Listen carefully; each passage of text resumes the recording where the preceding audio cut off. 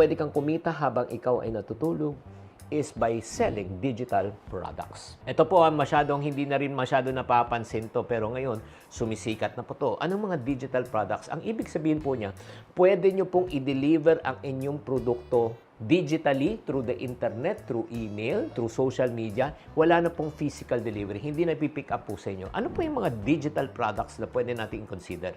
E-books, electronic books, software, online courses, digital downloads, or mga gamings, no? Parang apps lang. Or like for example, ang isang digital products na sobrang ginagamit po ng karamihan ng mga Pilipino ay Netflix. Wala naman tayo dina-download. Access lang, pinapanood po natin yan. Grabe po. So, ang dami na pong opportunity ngayon. Anong pong potential income po pagdating po sa pagbebenta ng digital product? Pwedeng thousands or even millions. Anong pros po nito? Siyempre, mababa lang overhead cost mo. And then ito po, one-time setup lang to. Pag na-setup mo na ito, ibebenta mo na to forever. Parang libro, di ba? Nasulat mo na, naging e-book na siya. Habang may bumibili, ay kumikita ka. Hindi ka na nagpiprint. Wala kang cost as in. Wala kang cost to produce. Wala kang cost to ship.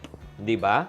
And then, ang kagandahan po dito, mabilis scale. At saka, ang reach mo, kagandahan, hindi lang Pilipinas, di ba? Worldwide. Habang may gusto ng produkto mo, pwede mong bentahan. And then, ito yung kagandahan. Habang may bumibili, habang tutulog ka, kita ka. Ay, grabe, no? Pagbukas mo ng email mo, dami na pumapasok na benta.